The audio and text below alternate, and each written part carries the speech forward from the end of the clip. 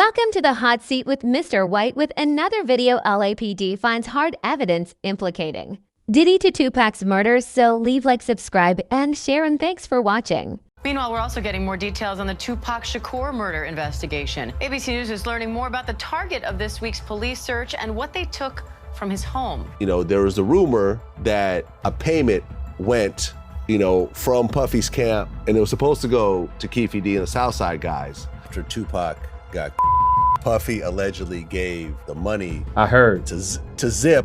Yes. And Zip was supposed to give the money to Keefe and them. Yes. Hands on top of your head right now.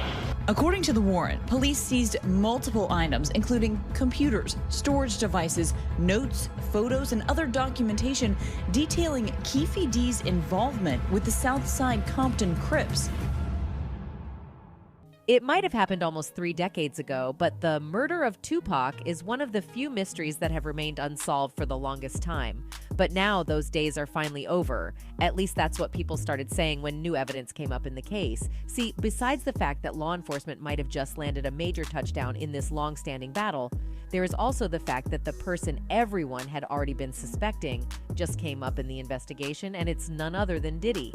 It seems the streets might have been right about Diddy all along, but the police might have just confirmed that the former music executive didn't work alone.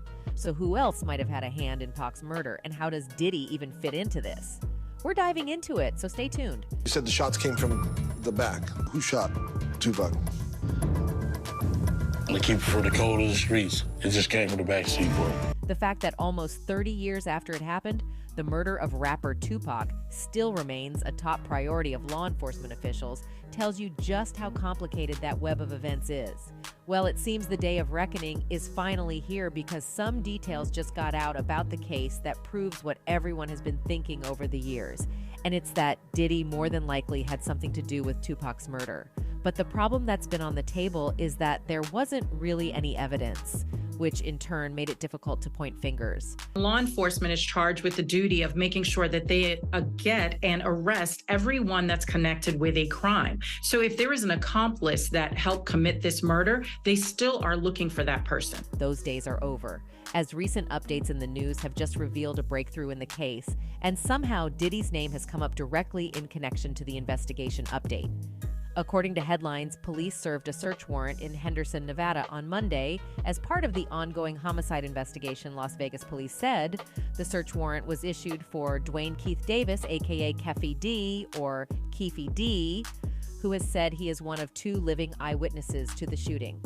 LVMPD can confirm a search warrant was served in Henderson, Nevada on July 17, 2023, as part of the ongoing Tupac Shakur homicide investigation. Las Vegas police said in a statement, "We will have no further comment at this time." Well, this is the biggest development in the Tupac murder case since this all happened, since the murder happened. They never served a search warrant and, showed up at someone's house with the SWAT team. Reports claim the Las Vegas homicide detectives and prosecutors determined by Monday night they had enough information to proceed with a court-authorized search. An official briefed on the investigation told reporters. The search was conducted at about 10 p.m. local time, with Las Vegas Metro PD SWAT on hand, and among the items sought by investigators were computers, laptops, and articles about Tupac and his death. The evidence in the case was reported at the time to have been presented to a Las Vegas grand jury. Currently, no charges have been filed. The investigation, however, is expected to continue for weeks to months. Investigators have long believed the gunman is likely already dead, the victim of a separate shooting 2 years after the Vegas drive-by. The current investigation could lead to a determination of who was in the car with the gunman when the rounds were fired that killed Tupac. That, according to the investigative team, could lead to someone being charged as an accomplice. But the official cautions that charging decisions have not been made yet. What we find is that when a search warrant is executed, it's because law enforcement has significant information that they believe can lead to either an indictment or an arrest in a cold case. This is where Diddy comes in because the person whose house was raided, Keefe D, happened to be a guy that used to hang around with Diddy back in the day. That's not all. He was also reported to have been the rapper's bodyguard at one point. The thing is, this whole story about Tupac's murder was actually brought back into the limelight by this same person. Did you actually see a gun? Oh, shit. Once he got the region, I got the ducking. So someone from your car started shooting. at Tupac and Suge. That's right, the Tupac probe, after going unsolved for more than 20 years, gained new momentum in 2018, the official told news. Detectives re-engaged in the case after Netflix aired Unsolved, the Tupac and Biggie Murders in 2018, and the book Compton Street Legend by Dwayne Keith Davis, aka Keffy D, who has said he is one of 2 living eyewitnesses to the shooting, came out in 2019. In the same year, Greg Kading, a retired Los Angeles police detective, alleged to CBS News Los Angeles that Shakur's murder had already been solved after Davis, also known as Keffy D, confessed to his involvement in the killing of Shakur while being questioned in connection with the murder of Biggie Smalls. Key figures in the murders of Biggie and Tupac are, of course, their labels, headed by Sean Combs, which is Bad Boy, Biggie's label, and Suge Knight. Now, isn't it a little convenient that someone that used to be in Diddy's employ just happened to be caught up in 2 deaths that have already been tied to the rapper over the years? I'm no detective, but that seems pretty unlikely. But what makes it even clearer that Diddy is involved in all of this is that a detective actually confirmed on record that the rapper had his hands in Tupac's passing. The music mogul formerly known as Puff Daddy offered Keffy D. Davis, who is a Crips member, $1 million to whack Shakur and his manager Suge Knight. Former LAPD detective Greg Kading alleges in a documentary based on his 2011 book, Murder Rap. The story is pure fiction and completely ridiculous, he said. But Kading, who led an LAPD task force investigating the shooting deaths of Shakur and Brooklyn rapper Biggie Smalls, wrangled a confession out of Keffy D after the Crips member feared facing charges for a different crime. Keffy D's nephew is Orlando Anderson. He's the individual that got into a fight with Tupac Shakur the night that Tupac was shot. Talking about his interaction with Diddy's alleged former bodyguard, the detective said, "What really convinced us it was true was all the corroboration," he said. He told us things that he couldn't have known unless he was actually a participant in the murder. For example, Keffy D knew there was a secondary shooting that night that investigators kept a secret, he said. There was an engagement with one of the members of Tupac's entourage. That was very critical and placed him at the scene of the crime with investigative information not previously made public, Kading said. This is interesting because Keith D was allegedly completely loyal to Diddy at this point. So tell me how he wasn't acting on the rapper's interests. But even besides that, there have also been a lot of headlines about how Keith D might actually be blackmailing Diddy into helping him. After all, he's already revealed that Diddy pretty much paid for everything. Do you feel like Puffy owe you? Yeah, he should. I think he should look out. He look out for everybody else. You know what I'm saying? Starting to see how it's almost impossible for Diddy to have not had a hand in this whole thing? Well, hang in there because there's a lot more. Later, the detective also turned the spotlight to how well Diddy fit into the entire situation. He was in a precarious situation where Suge Knight was actively hunting him down. Suge held him responsible for the 1995 death of a friend in Atlanta. So there was this sense of desperation that Combs was working from, Kading claimed.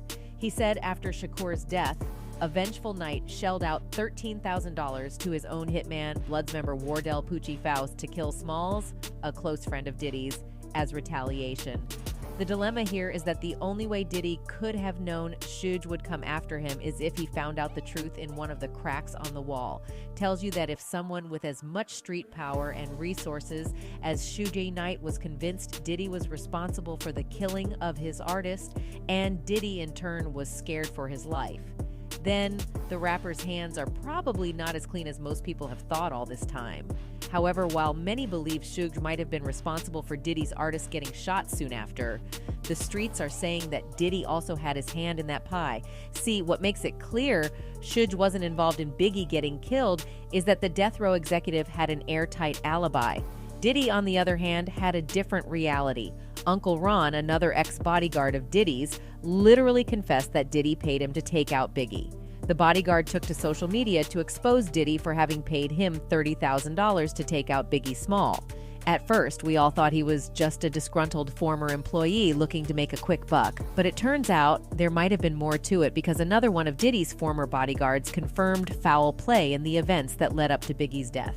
Diddy's former bodyguard, Eugene Gene Deal, has claimed that the notorious Big wasn't killed in a drive-by shooting and that his killer was instead waiting for him all night. The Juicy rapper, real name Christopher Wallace, was shot and killed in the early hours of March 9th, 1997 in Los Angeles, California. Wasn't no drive-by. The car was standing there at the corner, he said. The stories they tell is not truthful. And now people are sitting here believing. Deal added, wasn't no drive-by. Car was standing there at the corner. We talk about this shit all the time, bruh. Every Biggie movie that you see, they say it's a drive-by. When the witness tells you the car was stood right there at the corner, the car was probably there all night. This, coupled with the fact that Diddy's car, which was right in front of Biggie's when disaster struck, escaped unscathed while Biggie got sprayed with a barrage of bullets, makes a strong case for Diddy being involved in Biggie's death. Does it really seem far-fetched that he had Uncle Ron put a car in their path to carry out the hit? And if he did that, who's to say he didn't start this whole thing by killing Tupac in the beginning? While some still have doubts about Diddy's involvement, others are beyond convinced it goes even much deeper than just Diddy. One user wrote, "We live in racist country. Keith D said in 2012 Diddy offered him $1 million to kill Tupac. Puff makes an announcement he is starting the next Black Wall St, and the Gov raids Keith D home the day after Puffy announcement and 11 years after Keith D initially made the claim. This shadow Gov needs to be stopped." Maybe this is when the mogul finally slips up, but we'll see. That's it for today. Goodbye.